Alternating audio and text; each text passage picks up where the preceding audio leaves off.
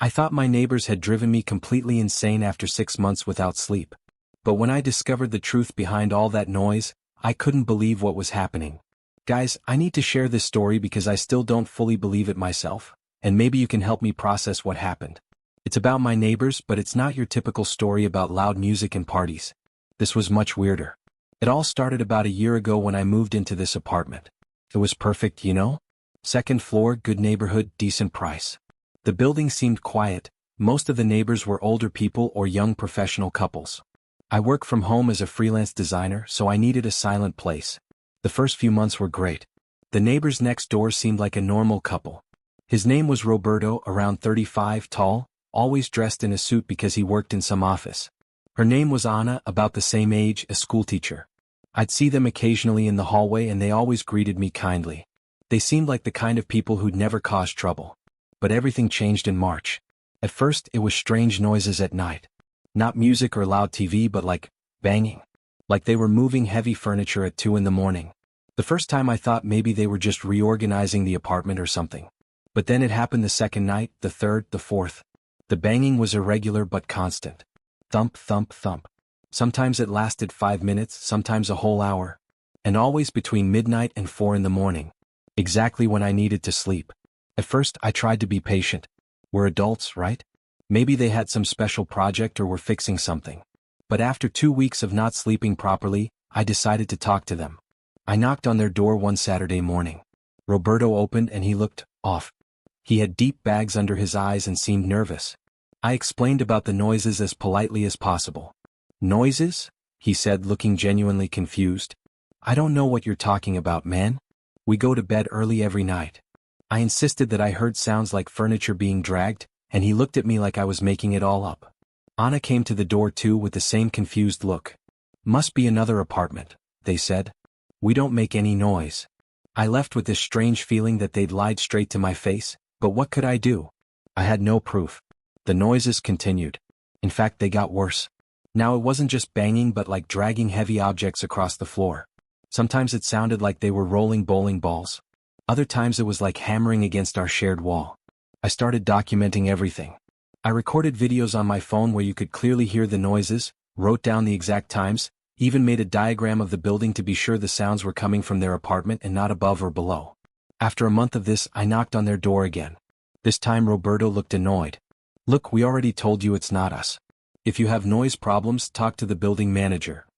But Roberto, I said, I have recordings. The noises are clearly coming from your apartment. He turned red and slammed the door in my face. That night the noises were worse than ever. It sounded like they were demolishing something in there. I banged on the wall several times so they'd know I could hear them, but they didn't stop. The next day I went to see the building manager, Don Carlos, an older man who was super kind and knew everyone in the building. I showed him my recordings and explained the situation. That's very strange, he said. Roberto and Anna are model tenants. They've been here 3 years and never caused problems. But he agreed to talk to them. 2 days later he told me he had, and they denied everything. Said maybe the noises were from renovations in other apartments.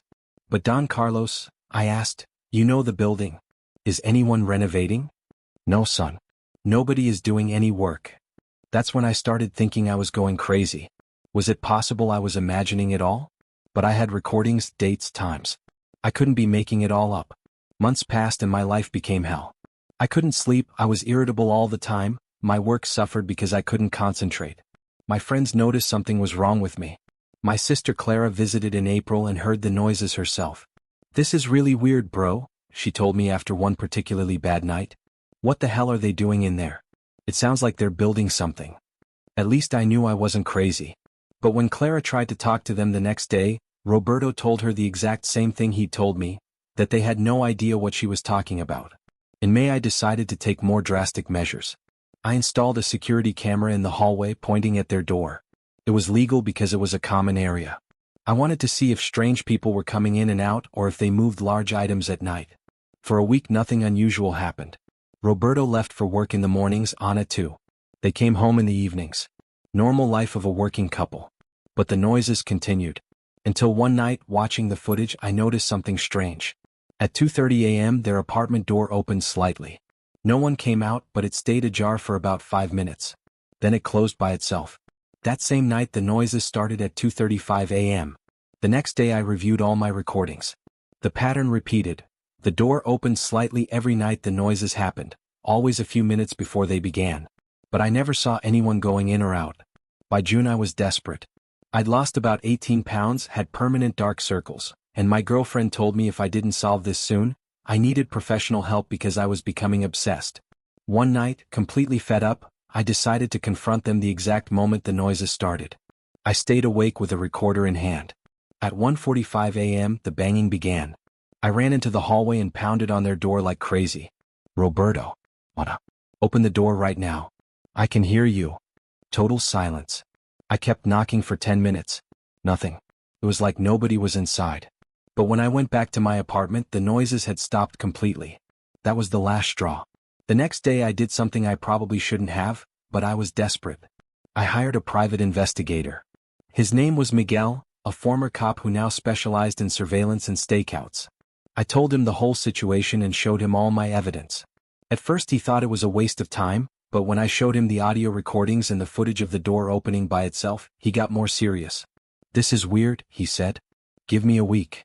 Miguel installed more sophisticated surveillance equipment and started monitoring the building day and night. He also looked into Roberto and Anna's background. A week later he called me urgently. You need to come to my office right now. I found something you're not going to like. When I arrived Miguel looked grim. He showed me a folder full of documents and photos.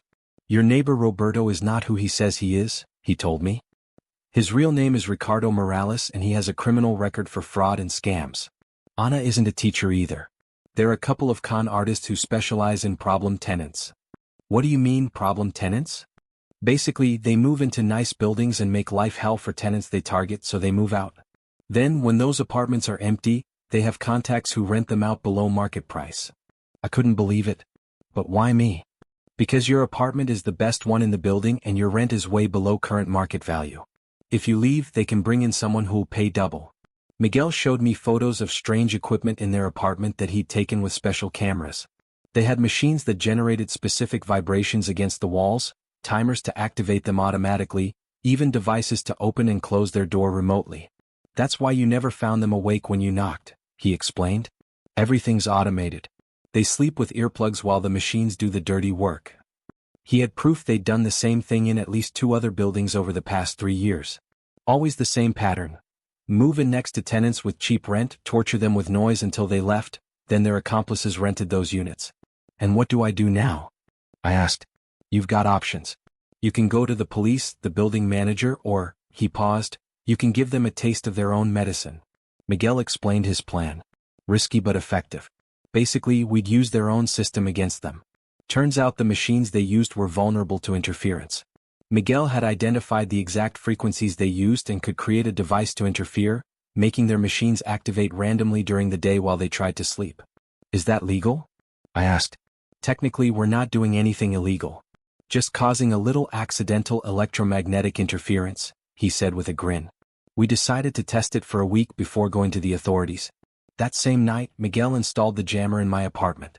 It was small, about the size of a Wi-Fi router, plugged into the wall we shared with them. The next day, around 2 p.m., we started hearing strange noises from their place. But this time it was them yelling and complaining.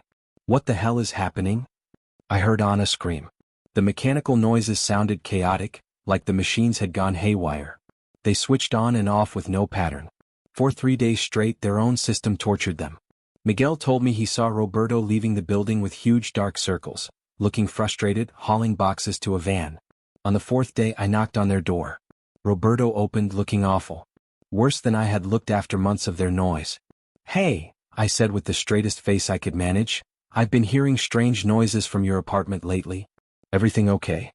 His expression was priceless. A mix of panic, confusion, and guilt. It's just, he stammered. Because if you need help, I can call the manager. Or even the police if there's a problem. No problem. We're just fixing some things. All weird. Because it sounds like machines, you know? Like industrial equipment or something. He went pale. Look, I said, I know exactly what you're doing. I've got all the evidence. Videos, recordings, even photos of your equipment. I also know your real names. Roberto froze. So here are your 2 options. I continued. You move out voluntarily this week and I never hear from you again, or tomorrow I take everything straight to the police and the landlord. He didn't say anything for a full minute. Just stared at me with that look of someone caught red-handed. I need to talk to Anna, he finally said. You've got until tomorrow at 6 p.m. to give me an answer. I closed my door and waited. That night there were no noises. In fact, it was the first night in months I slept through peacefully. Miguel kept the jammer on, but it seemed like they had unplugged everything. The next day at 5 p.m. Roberto knocked on my door. We're leaving, he said flatly. But you need to promise you won't tell anyone. I just want you gone. I don't care about causing more problems for you. How did you know? He asked, sounding genuinely curious. I told him about Miguel and the investigation. His face changed when he realized a former cop was involved. Shit, he muttered. We'll be out this week. And they were. Within 5 days they had packed everything and left. Don Carlos told me they claimed a family emergency to break the lease. But here's the part that still blows my mind. A week after they left, Don Carlos called me. Son, I need to show you something, he said with a worried look. We went to the apartment next door. Since Roberto and Ana had returned the keys, Don Carlos had access to clean it up for the next tenant. When we went inside, I couldn't believe what I saw. The apartment was completely empty as expected. But on the wall adjoining my bedroom they had installed not one but 5 different machines. They looked like metal boxes the size of microwaves, connected to digital timers and devices that looked like sound amplifiers. Cables everywhere, control panels with program schedules, even an instruction manual in English labeled, Apartment Displacement System, Model ADS 2000. This is industrial, Don Carlos said, stunned. Who does something like this? We called Miguel immediately. When he arrived and saw the whole setup, he told me it was way more sophisticated than he had initially thought. This isn't amateur, he said. This equipment costs around 50 grand. These people are professionals. The machines were programmed to generate different types of noise. Low-frequency vibrations to simulate heavy footsteps, mechanical banging to sound like furniture being moved, even rolling sounds to mimic dragging objects. Everything was calibrated specifically to be just strong enough to disturb me, but not enough for other neighbors to notice. It only affected my unit because of the positioning against our shared wall. Miguel also found documents they had left behind. My apartment was on a target list, along with 3 others in the building. All of us were paying significantly below market rent. The documents showed they had a real estate partner who took over renting the apartments once the original tenants left. It was a fully organized business. Don Carlos reported everything to the police and the landlord. They investigated, but Roberto and Ana had completely disappeared. They had used fake identities to rent the place. Miguel told me they were probably already in another building, another city, doing the same thing. And what if I hadn't discovered all this? I asked. Eventually you'd have moved out, he said. 6 months, a year max.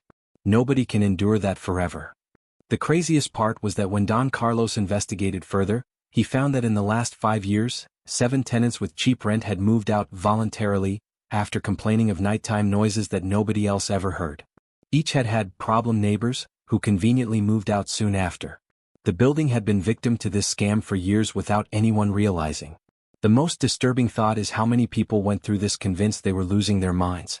Imagine months without sleep, everyone telling you you're exaggerating or imagining things, while someone is deliberately torturing you with machines designed specifically to ruin your life. After they left, I slept normally right away. It was like someone flipped a switch. The silence was beautiful. Don Carlos changed the locks for the whole building and implemented stricter ID verification for new tenants. He also installed security cameras in all the hallways. Miguel said he'd report the case to his contacts in the police so they'd be on alert if the same pattern popped up in other buildings. But the part that stayed with me the most wasn't the sleepless months, the money I spent on the investigator, or even discovering I'd been the victim of such an elaborate scam. It was realizing how easy it is to make someone doubt their own reality. For months, even with physical evidence of what was happening, I started questioning whether I was really hearing what I thought I was. When everyone tells you something isn't happening, even with proof, you start doubting yourself. That's the scariest part. It wasn't just about money or property. It was a direct attack on my sanity, designed to make me think I was losing my mind. And it worked. For months, I truly thought something was wrong with me. Now, whenever someone tells me they're having strange problems with neighbors or hearing things no one else hears, I take them seriously. Because I learned there are people out there who literally dedicate themselves to driving others insane for money. The apartment next door is still empty. Don Carlos says the landlord is being extremely cautious about the next tenant after everything that happened. A few people have come to see it, but when Don Carlos tells them the story, most run away. I don't blame them. I wouldn't want to live somewhere I knew machines had been installed to psychologically torture a neighbor. But I stayed. Because now I know I wasn't crazy, and because this place became my home after fighting so hard for it. Every night I sleep perfectly. The silence I once took for granted now feels like a luxury. And every morning when I wake up rested, I remind myself that sometimes reality is stranger than anything you can imagine. The moral of all this, if there is one, is, trust your instincts. If something feels wrong, it probably is. And if everyone tells you you're imagining things but you know you're not, don't give up. Document everything, seek help, and don't let anyone make you doubt your own reality.